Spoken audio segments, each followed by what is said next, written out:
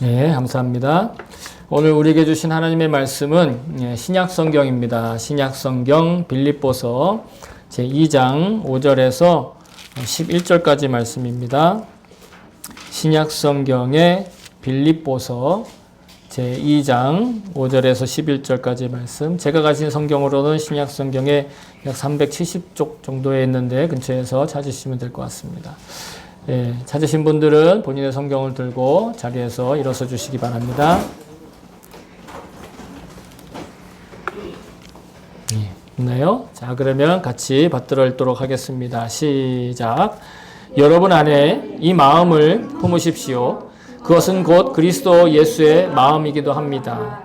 그는 하나님의 모습을 지니셨으나 하나님과 동등함을 당연하게 생각하지 않으시고 오히려 자기를 비워서 종의 모습을 취하시고 사람과 같이 되셨습니다. 그는 사람의 모양으로 나타나셔서 자기를 낮추시고 죽기까지 순종하셨으니 곧 십자가에서 죽기까지 하셨습니다. 그러므로 하나님께서는 그를 지극히 높이시고 모든 이름 위에 뛰어난 이름을 그에게 주셨습니다. 그리하여 하늘과 땅 위와 땅 아래에 있는 모든 것들이 예수의 이름 앞에 무릎을 꿇고 모두가 예수 그리스도는 주님이시라고 고백하여 하나님 아버지께 영광을 돌리게 하셨습니다. 아멘. 네, 주의 말씀입니다. 모두 자리에 앉아 주시기 바랍니다. 네, 그럼 설교를 위해서도 제가 잠깐 기도하겠습니다. 참 좋으신 하나님 아버지 감사합니다. 오늘도 귀하고 복된 시간 우리에게 허락하여 주시고 영원하신 약속의 말씀 또 우리가 직접 우리의 입으로 고백하며 또 함께 이 안에 우리에게 각자에게 주시고자 하는 그 말씀을 나눌 수 있는 시간을 허락하여 주시면 감사드립니다. 하나님, 부족하고 또 미약한 주의 종이 이곳에 주의 말씀을 대원하는데 인간의 목소리로 말하지만 또 우리 각자가 인간의 음성으로 듣고 각자의 삶의 자리에 다른 그런 입장에서 듣지만 주님, 우리 안에 살아계신 성령님께서 우리를 하나 되게 하신 것을 지키게 하시고 또 주님이 주시는 음성으로 주님이 주시는 말씀으로 말하고 들을 수 있는 하나님 그런 놀라운 시간이 되게 도와주시옵소서. 우리의 능력으로는 또 우리의 조건으로는 또 우리가 가진 것으로는 할 수 없으나 우리 안에 계신 성령님께서 그 일을 하실 줄 믿사오니 믿고 선포하는 우리에게 하나님 합당한 열매가 있게 하기를 원합니다. 감사드리며 예수님의 이름으로 기도합니다. 아멘. 아멘. 할렐루야. 주의 이름을 찬송합니다. 우리가 사순절 이제 다음 주면 부활절을 맞이합니다. 오늘이 바로 고난주일이고 또한 종려주일로 이렇게 지키고 있는데 예수님께서 구약에 약속하신 대로 이제 예루살렘에 십자가의 희생제물이 되시기 위해 이 겸손한 짐승 곧 새끼 나귀를 나귀도 그 큰 장성한 나귀가 아니라 아주 작은 이제 얼마 태어난지 얼마 되지 않은 나귀를 타고 겸손한 짐승을 타고 예루살렘에 올라가시는 것을 기념하는 주일입니다. 그래서 종려주일이라고 부릅니다. 종료가 아니라 종려나무라고 하는 나무가 있어요. 제가 이따가 보여드릴 텐데 그것을 기념하는 날이면서 동시에 그날부터 또 예수님의 고난이 시작됩니다. 종려나무는 환희를 상징합니다. 기쁨을 상징하고 뭔가 굉장히 환영하는 것을 상징하는데 그 환영의 목소리가 곧 예수님의 이 죽음을 또 십자가의 길을 여는 그런 목소리로 변환됩니다. 우리는 호산나 환희와 십자가의 고통을 동시에 증언하는 이 오늘의 절기를 통해서 주님이 말씀해 주시고 또 우리에게 들려주시는 그 음성을 생각하며 오직 다른 것들이 아닌 주님의 구원을 붙들고 최후 승리에 동참할 수 있기를 다시 한번 주의 이름으로 축복합니다. 아멘. 자, 예수님께서 예루살렘에 이제 이윽고 예수님의 그 공생의 사역을 마감하는 그 일주일을 시작하면서 예루살렘에 올라가시죠. 그때 예루살렘 사람들이 예수님의 그 부리와 그 일행을 맞이하면서 종려나무 가지를 흔들었다고 그래요. 근데 제가 작년에 거기를 가봤잖아요.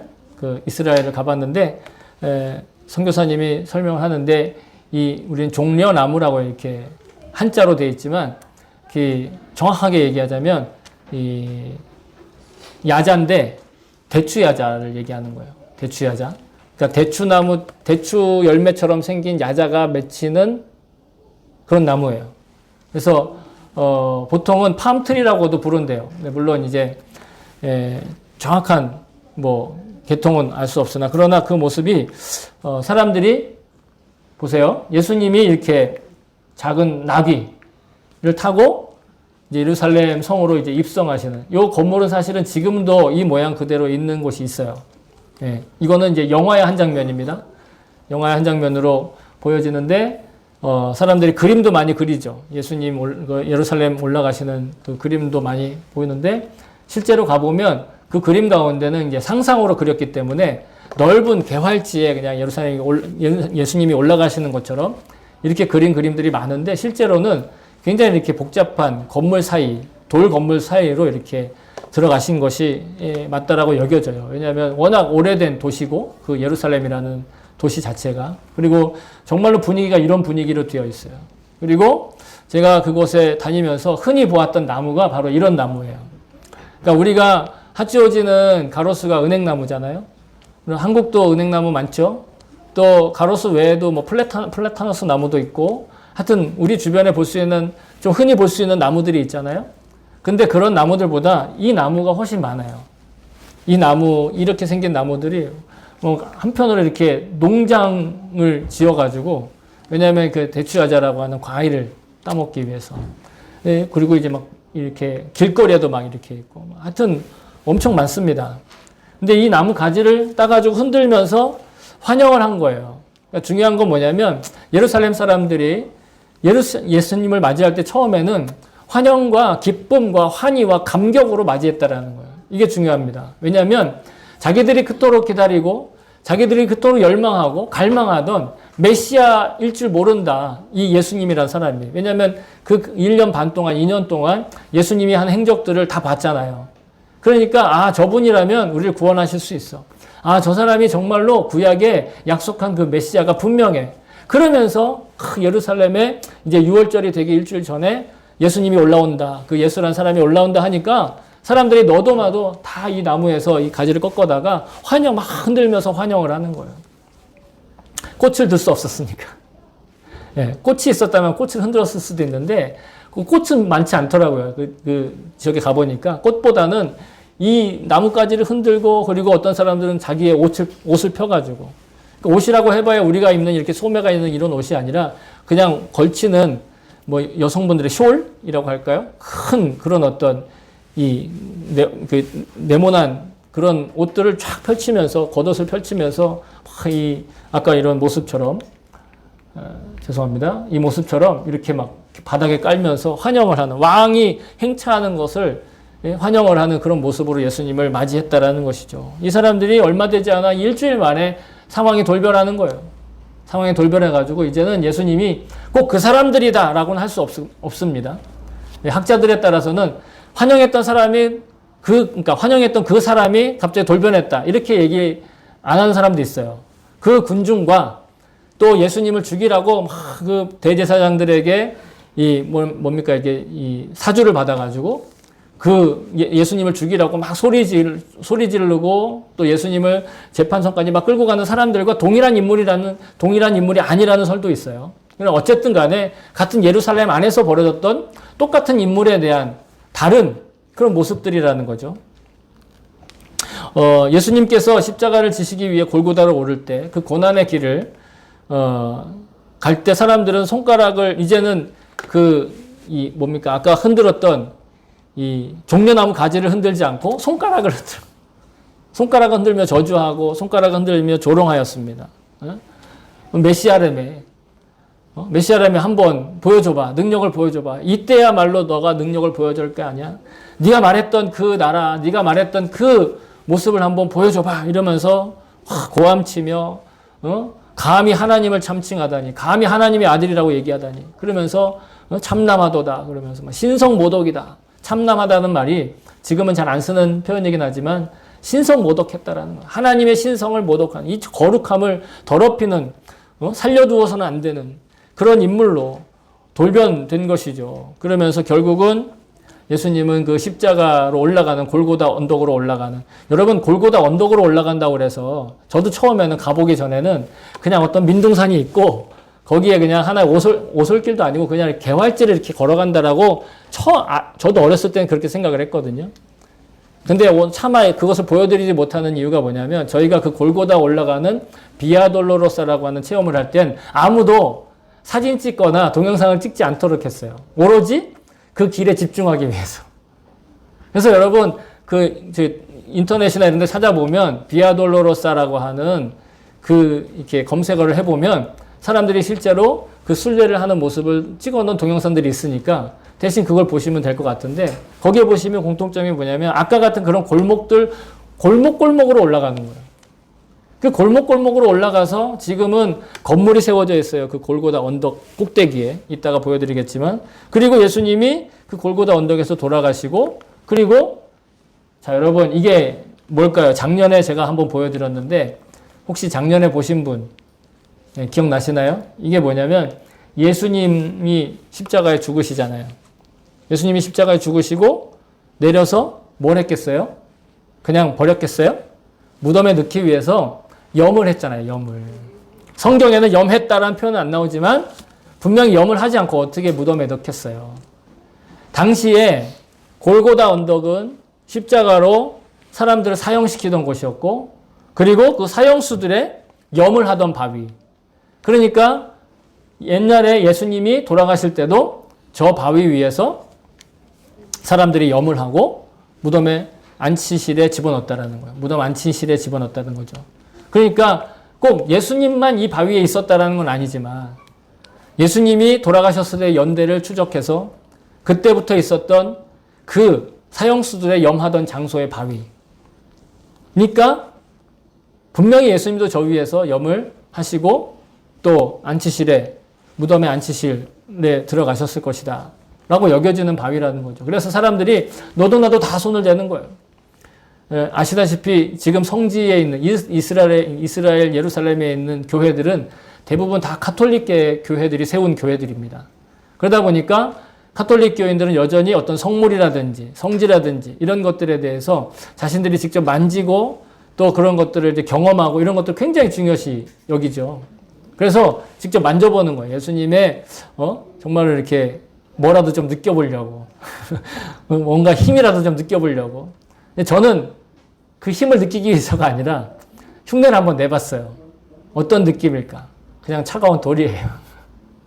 그래서 저도 한번 손을 대보긴 했지만 그렇다고 해서 저 돌에서 뭔가 힘이 나오고 뭐 파워가 이렇게 막 충전되고 그러는 거 아니에요. 그렇게 예수님의 몸을 염하고 그리고 나서 어디로 들어가느냐? 바로 이게 여러분 잘 보이시는지 모르겠는데 이게 동굴 같은 거, 그러니까 자그만 동굴이에요. 이게 여기까지 높이가 어느 정도 되냐면 여기 정도, 제 허리 정도까지 오는 높이에 굴이 파여져 있어요.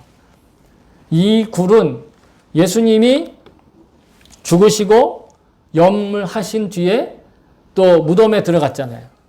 그러니까 이스라엘 장사법은 사람이 죽잖아요. 그러면 일단은 무조건 이 염을 한 다음에, 염습을 한 다음에 무조건 일단 안치시에 넣고 무덤에 돌을 닫아요. 그렇게 해서 뭘 기다리느냐? 그 시체가 다 썩고 뼈만 남기를 기다려요. 그래서 그 뼈를 추스려다가 작은 이 돌상자에 집어넣어요. 그 돌상자를 다시 또 다른 곳에 안치를 해서 가족묘로 삼아요. 그러니까 예수님이 들어간 무덤은 시체를 썩도록 내버려 두기 위한 그런 그런 장소였다라는, 안치 장소였다라는 거예요. 그러니까 예수님은 흔히 이스라엘 사람들이 이 장례를 치르고 가족묘에 들어가는 그 상자로 되어 있는 그 유골함은 있겠어요? 없겠어요? 있겠어요? 있겠어요? 예수님이 부활하셨는데 그 유골함이 왜 있어요? 없죠? 당연히 없죠. 이 위치만 알고 있는 거예요. 그런데 이 위치도 사실은 이게 정말 예수님이 들어갔던 굴인가는 몰라요. 네. 다른 곳에 있을 수도 있고 그래서 그 예수님이 들어갔다고 하는 그 굴은 사람들 있잖아요. 인기가 엄청 많아요. 그래가지고 거기에 한번 들어가려 보려면 2-3시간 기다려 줄 서서. 저희는 다음 일정 때문에 그 옆에 있는 굴을 찍어서 가져온 거예요. 그냥 참고하시라고. 예. 근데 똑같은 굴이에요. 똑같은 굴에 예수님을 넣고 그리고 이제 썩기를 기다려야 되는데 예수님이 썩지 않고 사흘 만에 살아서 부활하셔서 나왔다라는 거잖아요. 그 예수님이 돌아가셨던 십자가가 세워져 있던 그 골고다 언덕에는 지금은 이렇게 교회 건물이 세워져 있어요. 그러니까 가면 그냥 골고다 언덕이라고 생각하고 그냥 가면 안 돼요. 그냥 어떤 이 산동네 있잖아요. 산동네에 돌 건물들이 그냥 무수하게 꽉꽉 차 있다 이렇게 보셔야 돼요. 그 장소가 그 장소다 하고 가니까 아는 거죠. 왜냐하면 2000년 전의 장소이기 때문에. 그 사이에 예수님을 믿는 사람들이 박해도 당하고 또 예수님을 다시 공인해서 믿기 시작한 게 막 300년 후의 이야기이기 때문에 이것이 정말 거기다, 진짜다, 사실이다, 아니다 이렇게 논란거리가 많음에도 불구하고 우리가 중요하게 주목할 것은 뭐냐면 바로 거기다라는 것보다 예수님의 그 고난과 죽으심과 십자가와 부활은 그 자체가 사실이라는 거예요. 그 현지에 여전히 남아있는 흔적들이 있고 현지에 남아있는 그런 이 유적들이 있다라는 건 바로 그것이 그곳에서 있었던 사실이다. 그래서 성지 여행을 한다라는 건 성지 순례를 해야만 꼭 우리의 믿음이 뭐 좋고 뭐 증명할 수 있고 이런 의미에서가 아니라 그 사실로 역사적인 사실이 있었던 그 예수님의 현장에 그 고난의 흔적들을 우리가 기억하기 위함. 그것들을 잊지 않기 위해서 찾아가 보는 거예요. 물론 그때 당시 그 모습 그대로 우리가 성경을 읽으면 뭐 상상되는 것들이 있잖아요. 그 상상되는 것 그대로 그냥 있는 그대로 재현시켜 놓지 않았다 할지라도 그곳에서 있었던 실제 있었던 그 현실들과 그 사실들 그런 것들을 우리가 기억하는 그런 모습으로 여행을 하기도 하고 또 우리가 절기를 지키는 것입니다. 오늘 우리가 고난주의를 지키고 종려주의를 지키고 교회력들을 지키잖아요. 그죠? 교회력에 맞게 이런 행사들도 있고 또 우리가 다음 주에는 부활절 맞이해서 주변에 또 전도도 하고 오늘 예배 후에 여러분 그 전도를 위한 전도 물품을 좀 만들 거예요. 네. 올해는 계란 삶아서 봉헌만 하고 삶은 계란을 나눠주는 거는 올해는 다른 걸로 다른 전도 물품을 선물을 준비를 저희가 해야 되거든요. 그걸 해서 나눌 텐데 중요한 것은 무엇이냐면 예수님의 죽으심과 고난과 그리고 이 부활이 역사적 사실이라고 한다면 여러분들의 삶은 어떻습니까? 이곳이 바로 예수님의 십자가가 놓여졌다고 여겨지는 곳에 이렇게 십자가를 세워놓은 거예요. 그 동일한 십자가는 아니지만 예수님의 십자가를 세워놓는데 보세요. 왜 어두울까요? 여기가 지금 건물 안에요. 그냥 돌로 된 건물인데 거기에다가 조명 장치나 이런 것도 별로 없어요. 왜냐하면 옛날 건물이니까 그냥 돌로 그냥 쌓아놓은 거예요. 그래서 이 위가 그냥 언덕이었다 이렇게 아는 거죠. 그래서 가보면 마치 다락방 올라가듯이 올라가요. 여기를 올라갈 때 계단이 그냥 좋은 계단도 아니고 좁은 계단 이렇게 다락방 올라가듯이 이렇게 올라가는 그곳에 예수님의 십자가가 이렇게 놓여져 있습니다. 비록 시간적 차이와 공간의 차이가 있지만 여러분 주님의 그 고난과 주님의 그 발걸음과 주님의 살아계셨던 그 활동, 사역들 이 모든 것들은 그냥 단지 우리가 어떤 종교적인 설화나 아니면 만들어진 이야기, 드라마틱한 어떤 사람들의 그런 아이디어가 아니라 실제로 예수님께서 그 십자가를 지시고 당시에 그 예루살렘의 골목길들을 걸어 골고다로 올라가셨다. 그리고 그 골고다 언덕에서 죽임을 당하셨다라는 것, 그 모든 것들이 사실임을 오늘도 여전히 증언하고 있다라는 것입니다. 물론 모양새는 좀 다르고 또 그 후에 사람들이 가지고 있었던 어떤 신앙 고백의 모습으로 좀 변형되기는 했지만 이런 모습들을 보면서 저는 그리고 우리가 성경을 통해서 그리고 우리 교회의 절기들을 지키면서 저는 이런 마음을 품게 됩니다. 우리 삶 가운데 여러분 문제와 또 어려운 고난과 고생스러운 일들과 또 자신의 생각과 전혀 다르게 흘러가는 그런 환경들, 일상들 끊임없이 우리에게 벌어지고 있죠. 그것이 우리의 사실이잖아요. 각자의 사실은 다를지 모르지만 각자가 경험하고 있는 사실들이 다 천차만별이라서 모르겠지만 분명한 건 우리도 여전히 예수님이 고난당하신 것처럼 이 땅에서 고난이 있고 고생이 있고 또 여러 가지 문제가 있고 또 뛰어넘어야 될 과제들 현실적으로 맞닥뜨리게 된다라는 것이죠. 그럴 때 우리가 예수 믿는 사람들은 어떻게 그것들을 임해야 할 것인가? 그냥 예수님께 빌고 빌어서 어떻게든 피하게 해주세요 라고 기도하면서 기원하면서 소원을 빌듯이 하면서 살면 될까요?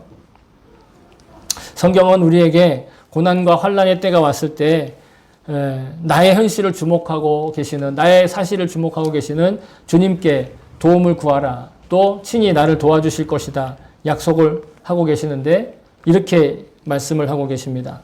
이사야서 50장은 고백합니다. 주 여호와께서 나의 귀를 여셨으므로 내가 거역하지도 아니하며 뒤로 물러가지도 아니하며 나를 때리는 자들에게 내 등을 맡기며 나의 수염을 뽑는 자들에게 나의 뺨을 맡기며 모욕과 침뱉음을 당하여도 내 얼굴을 가리지 아니하였느니라. 여러분, 여기에 나와 있는 나가 바로 여러분을 뜻하는 말입니까? 그렇지 않습니다. 여기에서 나는 바로 하나님께서 우리를 도와주실 구세주로 메시아로 보내실 그 누군가를 말하고 있는 거예요. 왜냐하면 이사야는 예수라는 이름을 알지 못했고 예수님이라는 존재를 알지 못했어요. 다만 하나님이 주시는 감동으로 말미암아 반드시 이 땅에 구세주를 보내실 것이고 메시아를 보내실 거라는 그 약속을 받았다라는 거죠. 그럼 그 메시아의 역할은 무엇이냐? 그 메시아의 역할이 바로 그를 때리는 자들에게 그의 등을 맡기고 그의 수염을 뽑는 자들에게 그의 뺨을 맡기고 모욕과 침뱉음을 당하여도 얼굴을 가리거나 또 좌절하거나 그 모든 것들을 있는 그대로 도망하지 않고 피하지 않았다라는 것이에요. 그 메시아를 통해서 그 구세주를 통해서 그 메시아와 구세주가 신약 성경에 예수님으로 나타나신다라는 거예요. 그를 통해서 결국은 우리에게 이렇게 약속하신다라는 거예요. 나를 의롭다 하시는 이가 가까이 계시니 나와 다툴 자가 누구냐? 나와 함께 설지어다. 나의 대적이 누구냐? 내게 가까이 나올지어다. 보라, 주 여호와께서 나를 도우시리니 나를 정죄할 자가 누구냐? 보라, 그들은 다 옥과 같이 헤어지며 좀이 그들을 먹으리라. 결국은 메시아를 통해서 하나님께서 이 땅의 성도들에게, 고난받는 성도들에게, 고통받는 성도들에게, 문제로 둘러싸여 있는 성도들에게, 좌절할 수밖에 없는 이들에게 승리를 안겨주시고 그들을 좌절하게 하는, 또 그들을 고생스럽게 하고 고난에 빠뜨리는 이들이 결국 옷과 같이 헤어지고 좀이 그들을 먹으리라 약속하신 그 승리를 허락하신다라는 것입니다. 그러니 우리는 고난받고 있을지라도 때로는 고생스럽게 살지라도 뭔가 내 마음에 들지 않는, 내 마음에 흡족하지 않는 그런 문제들로 가득 에워싸여 있을지라도 여러분 낙심할 이유가 없습니다. 나를 도우시는 분 그리고 예수 그리스도께서 그 도우심을 위해 우리에게 오셨기 때문이죠. 그러니 구원받은 우리들은 서로가 서로를 위해서 돕는 관계에 있는 것, 격려하고 위로하는 관계에 있다는 것을 저는 믿습니다. 서로에게 용기를 주고 받을 수 있는 그런 관계로 세워졌다는 것이에요. 그래서 우리 눈에 보이는 그리스도의 제자들로 말미암아 또 그리스도의 관계로 말미암아 시편의 다윗의 고백과 같은 고백으로 우리는 서로 도울 수 있는 줄로 믿습니다. 이렇게 고백하고 있습니다. 시편 31편 9절부터 16절인데요. 여러분 우리 두 절씩 같이 한번 고백하며 읽어보도록 하겠습니다. 시작. 여호와여, 내가 고통 중에 있사오니 내게 은혜를 베푸소서. 내가 근심 때문에 눈과 영혼과 몸이 쇠하였나이다. 내 일생을 슬픔으로 보내며 나의 연수를 탄식으로 보내며 내 기력이 나의 죄악 때문에 약하여지며 나의 뼈가 쇠하도소이다. 내가 모든 대적들 때문에 욕을 당하고 내 이웃에게는 심히 당하니 내 친구가 놀라고 길에서 보는 자가 나를 피하였나이다. 내가 잊어버린 자 됨이 죽은 자를 마음에 두지 아니함 같고 깨진 그릇과 같으니이다. 내가 무리의 비방을 들었으므로 사방이 두려움으로 감싸였나이다. 그들이 나를 치려고 함께 의논할 때에 내 생명을 빼앗기로 꾀하였나이다. 여호와여, 그러하여도 나는 주께 의지하고 말하기를 주는 내 하나님이시라 하였나이다. 나의 앞날이 주의 손에 있사오니 내 원수들과 나를 핍박하는 자들의 손에서 나를 건져주소서. 주의 얼굴을 주의 종에게 비추시고 주의 사랑하심으로 나를 구원하소서. 아멘. 여러분, 이 기도를 통해 우리가 고난받고 고통받을 때 결코 하나님으로부터 버려지지 않고 또 하나님으로부터 멀어지지 않고 하나님의 그 뜻에서 결코 벗어나지 않는 그런 삶을 살고 있음을 여러분 기억하시기 바랍니다. 고난 가운데 단순히 고난이 없어지는 것이 아니라 하나님이 나와 함께 계시고 하나님이 그 고난에 나와 함께 동참하고 계신다라는 거예요. 하나님이 나의 고생스러움과 고난 중에 임재하고 계신다라는 겁니다. 중요한 건 하나님이 나의 정성을 받고 나의 비는 정성과 노력을 받아서 겨우 그냥 한번 응답해 주시는 그런 하나님이 아니라 메시아를 보내셨어요. 구세주를 보내셨어요. 그리고 그 구세주가 어떻게 해요? 고난을 받으셨어요. 또 죽임을 당하셨어요. 우리와 같은 그런 문제로 애워싸움을 당하셨다라는 거예요. 우리와 같은 그런 수치를 예수님도 받으셨다라는 거예요.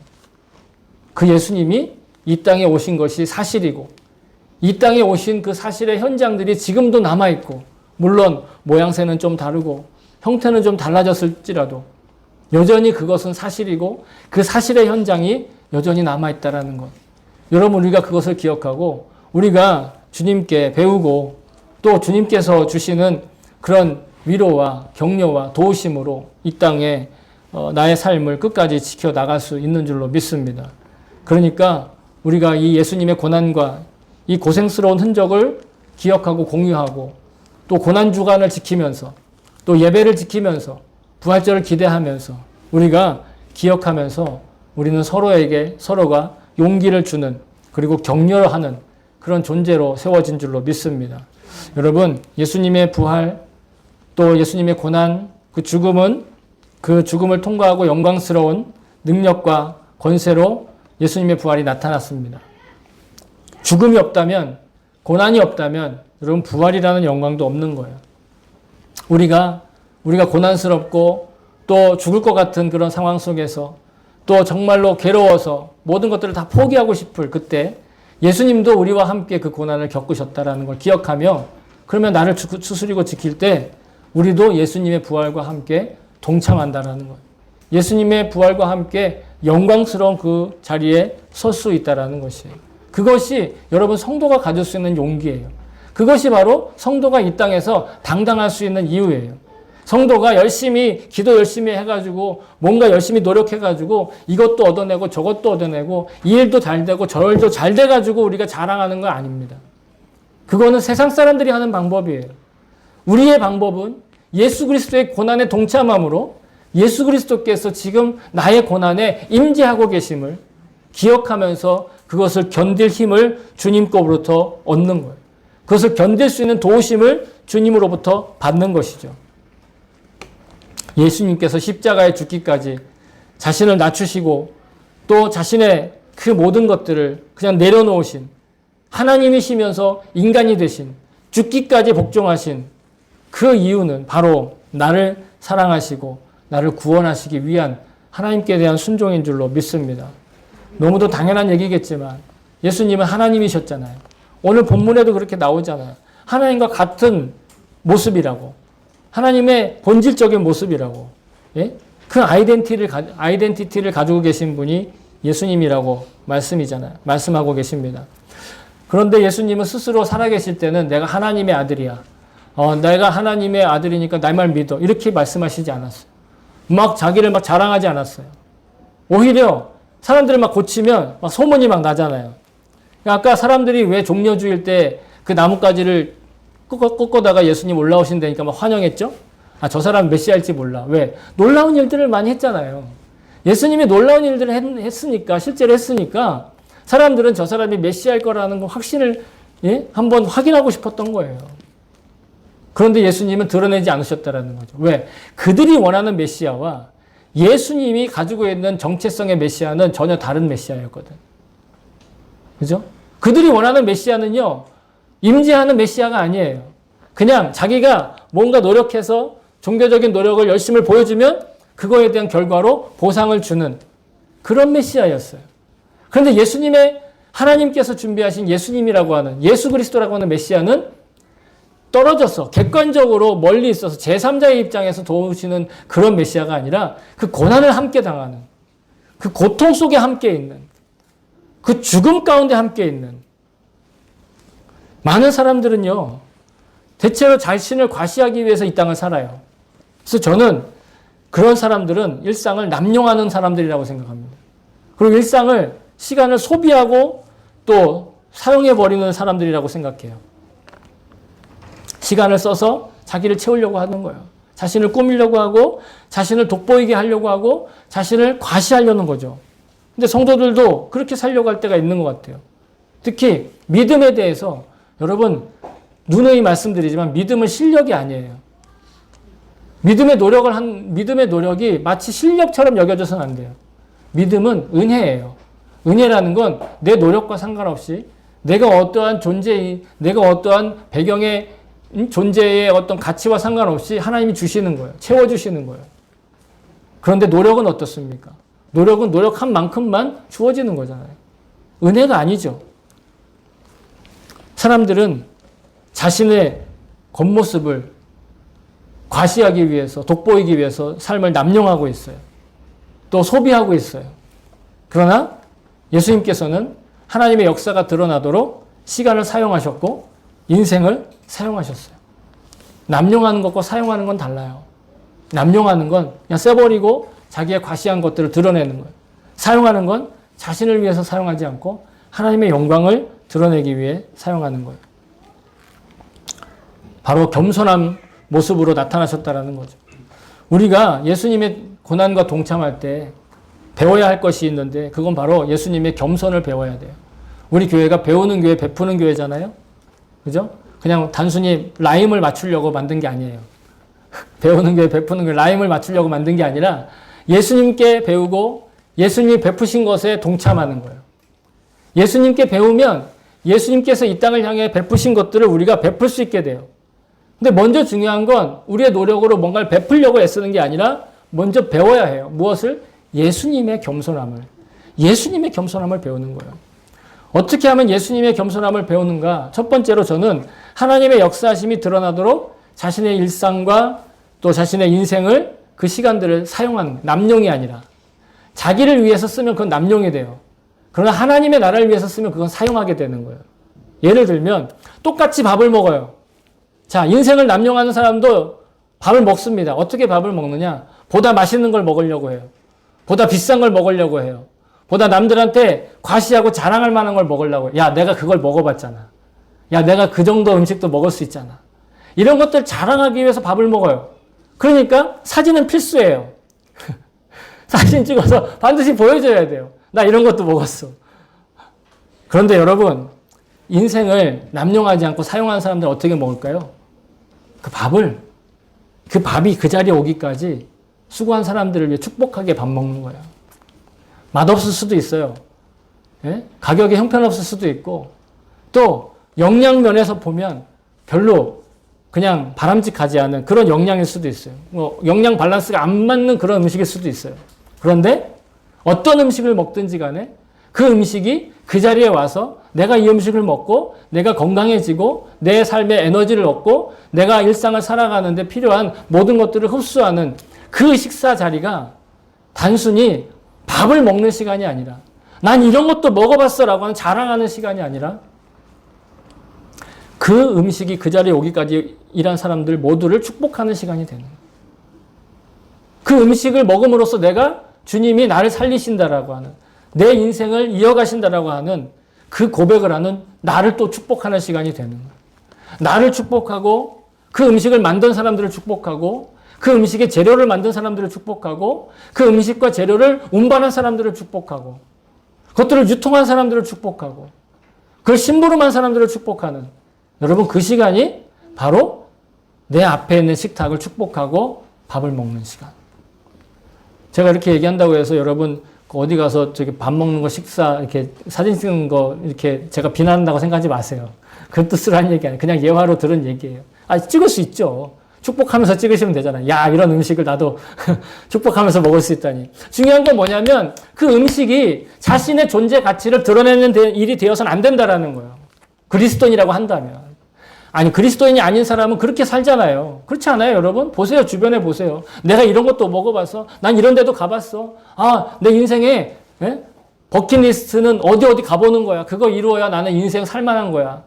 여러분, 그렇게 못해도 천국 가면 훨씬 더 좋은 데가 많아요. 아니, 천국 자체가 훨씬 더 좋아요. 뭐 그렇다고 빨리 죽어라 이런 뜻은 아니니까 오해하지 마세요. 그 뜻이 아니에요. 우리가 이 땅에서 그렇게 이거 없으면 안 돼. 내가 거기 안 가보면 안 돼. 내가 그걸 안 먹으면 안 돼. 하는 거 집착할 필요가 없다라는 거예요. 그걸 집착하면 그게 인생을 낭비하고 그게 인생을 소비하게 만드는 거예요. 우리가 똑같이 밥을 먹고 똑같이 여행을 가고 똑같이 좋은 것들을 누리고 똑같이 좋은 삶을 살더라도 인생을 남용하지 않고 하나님의 영광을 위해 사용하고 싶다면 그 음식을 축복하는 거예요. 그 여행지를 축복하는 거예요. 그 삶을 축복하는 거예요. 내게 그런 것들이 주어졌다는 것에 대해서 감사하고 찬양하는 거예요. 여러분, 이것이 진정한 겸손이고 예수님께 영광을 드러내는 것이고 삶의 좋은 것들을 베푸는 일이 되는 거예요. 또 두 번째 겸손은요. 하나님께 순종하여 자신의 몸을 찢고 피를 흘리신 예수님을 따라 본보기를 따라 본받는 거예요. 예수님이 자신의 몸을 어디서 찢으셨느냐? 바로 십자가에서 찢으셨죠.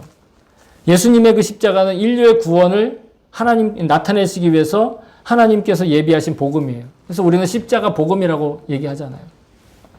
거룩한 영생을 주시려고 자기 자신이 속죄 제물이 되어서 드려진 사건이에요. 이 십자가 사건은. 그러니까 십자가가 우리에게 복음인 거예요. 여러분, 이것이 분명해야 됩니다. 그런데 여러분, 예수님은요, 살아생전에 제자들에게 말씀하셨죠. 뭐라고요? 이에 예수께서 제자들에게 이르시되 누구든지 나를 따라오려거든 자기를 부인하고 자기 십자가를 지고 나를 따를 것이니라. 사람들이 많이 오해를 하고 있어요. 자기 십자가를 지고 자기를 부인하고 자기 십자가를 지는 걸 그냥 어떤 삶에 괴로운 일이 생기거나 아니면 어려운 일이 생기거나 힘들고 억지로 내가 뭔가를 해야 되는 거를 내 십자가라고 착각을 해요. 사도 바울은 자기 십자가를 지는 삶을 이렇게 표현했어요. 그러므로 형제들아, 내가 하나님의 모든 자비하심으로 너희를 권하노니 너희 몸을 하나님이 기뻐하시는 거룩한 산 제물로 드리라. 이는 너희가 드릴 영적 예배니라. 영적 예배의 삶으로 삶을 사는 것, 그게 바로 자기 십자가를 지고 예수를 따르는 삶이다. 이렇게 고백을 한 거예요. 하나님이 기뻐하시는 산 제물로 자신을 드려라. 예수님이 십자가를 지신 건 단순히 고생하려고 고난받으려고 그냥 괴로운 걸 그냥 억지로, 물론 예수님도 기도하셨죠. 내가 이 잔을 좀 피했으면 좋겠습니다. 그러나 아버지의 뜻대로 해주세요. 고난이 힘들었다는 거잖아요. 고난이 힘들었다는 거 초점을 맞추면 안 돼요. 예수님은 그 십자가를 지시기 위해서 이 땅에 오셨잖아요. 그것이 예수님의 사명이잖아요. 마찬가지로 우리의 인생의 사명이 바로 거룩한 산 제물로 드려지는 삶을 살아가는 것. 여러분, 이게 십자가를 지는 삶이에요. 자기를 부인할 수 있으려면 왜 자기를 부인해야 되는지 알아야 되잖아요. 여러분, 자기를 부인해야 되는데 왜 자기를 부인해야 되는지 모르면 이거는 괴로운 일이고 정말로 이해할 수 없는 일이고 그냥 고통스럽기만 한 거예요. 그러면 자기 십자가를 질 수가 없죠. 자, 여러분, 이 두 말씀의 영적인 의미는요, 바로 죄를 이기신 예수님의 십자가에 나의 죄도 함께 죽었다라고 고백하며 사는 거예요. 다시 말씀드리면 사도 바울도 그렇게 고백을 했는데 예수님이 십자가에 죽으셨잖아요. 그 예수님이 십자가에 죽으신 그 십자가에 나의 죄도 같이 죽었다는 거예요. 왜 나의 죄가 죽었느냐? 예수님 분명히 자기를 부인하라 하셨잖아요. 자기를 부인한다는 자기 자아를 부인하는 거예요. 자기 안에, 여러분, 우리 안에 뭐가 있습니까? 우리 안에 여러 가지가 있지만 그 중에 가장 근본적으로 뭐가 있냐면 죄가 있잖아요. 죄가 있어서 범죄하게 하는 거예요. 우리가 범죄하기 때문에 죄인이 되는 게 아니라 죄인이기 때문에 범죄한다라고 성경은 설명해 주세요. 우리 안에 죄가 존재한다라는 거예요. 그러면 나를 부인한다는 건 뭐냐면 나의 자아의 죽음을 인정한다라는 거예요. 누구에 의해서? 내 노력에? 아니, 예수 그리스도의 십자가로 말미암아. 예수 그리스도의 십자가로 말미암아 내 자아가 죽었다고요. 내 자아의 죄가 죽었다라는 거예요. 그러니까 우리는 이제 죄와 상관없는 사람이 된 거예요. 그러니까 우리는 이제 죄가 시키는 대로 막 무조건 하지 않고 한번 걸러지는 거예요. 이거 죄인데, 이거 하면 안 되는데. 만약에 죄의 종은요, 그런 반성조차가 없어요. 그런 생각, 회로조차가 안 돼요. 그냥 무조건 죄를 짓게 되는 거예요. 그런데 예수님께서 십자가의 죽으심으로 우리 그 자아가 죽었다라는 거예요. 그 죽은 줄을 여기고 살라는 거죠. 다시 말해 자기 십자가를 지고 예수님을 따르는 사람은 내 자아가 예수님의 십자가에서 함께 죽었다라는 걸 인정하며 산다라는 거예요. 그러니 함부로 살지 않게 되는 거예요. 그러니 경건하게 살고 싶은 거예요. 그러니 하나님의 기쁨을 위해 살고 싶어지는 거예요. 그러니 밥 한 공기를 먹어도 축복하며 먹고 싶은 마음이 드는 거예요. 그러니 뭔가 좋은 여행지에 가도 단순히 재밌고 즐거운 것만 찾는 것이 아니라 이러한 여행을 하게 된 그 모든 환경과 여건에 대해서 감사와 찬양을 하며 누리게 된다는 거죠. 근데 우리가 이렇게 살려면 전제가 되어야 될 게 있어요. 아까 말씀드린 우리가 처음에 보았던 그 현장들이 무엇을 증언한다고 그랬죠? 하나님의 약속이 사실이었다라는 거.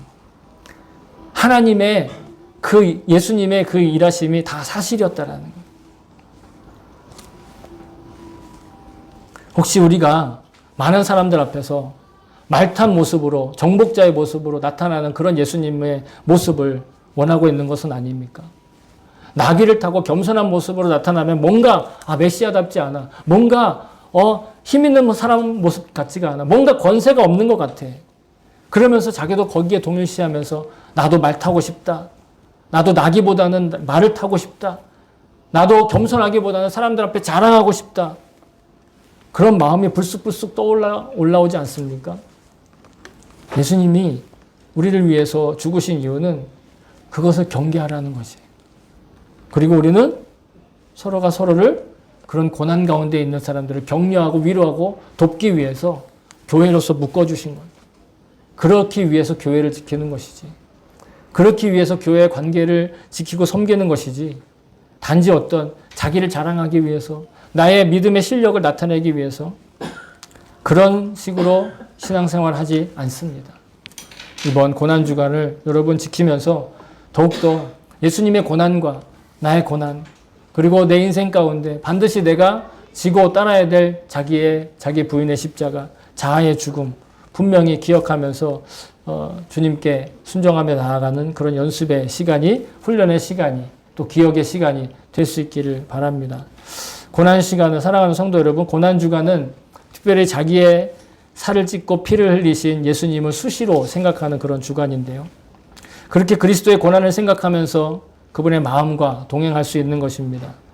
그분의 고민에 동참하면서 평소에 즐기던 것을 절제하죠. 예수님의 마음과 동행하며 욕심을 절제합니다. 주님의 동행을 의식하며 말과 행동을 삼가는 거예요. 그것으로 우리는 점점 그리스도를 닮아가는, 하나님을 닮아갑니다. 여러분, 이렇게 하나님을 닮아가는 것, 이것이 성화이고 이게 거룩함. 예수님을 닮아가는 것. 죽기까지 순종하셨던 예수님의 그 마음, 그 정체성. 여러분, 특별히 1년에 다 요번 주간만이라도 꼭 기억하면서 예수님께서 어떻게 겸손하게 하나님께 순종하셨는지 기억하시기를 바랍니다. 나의 육신적인 욕심과 쾌락 이런 것들 절제하면서 그 종의 마음과 모습을 본받을 수 있기를 바랍니다. 이렇게 종의 모습에 동행한 이들에게 주님께서 영생의 상급을 주시겠다는 하나님의 말씀과 약속을 저는 기억합니다. 고난시간과 그 후에 찾아오는 부활의 감격으로 우리에게 선물하실 반전 인생을 기대하면서 모든 일상에서 겸손을 배울 수 있는 저와 여러분 될 수 있기를 다시 한번 주의 이름으로 축복합니다. 아멘.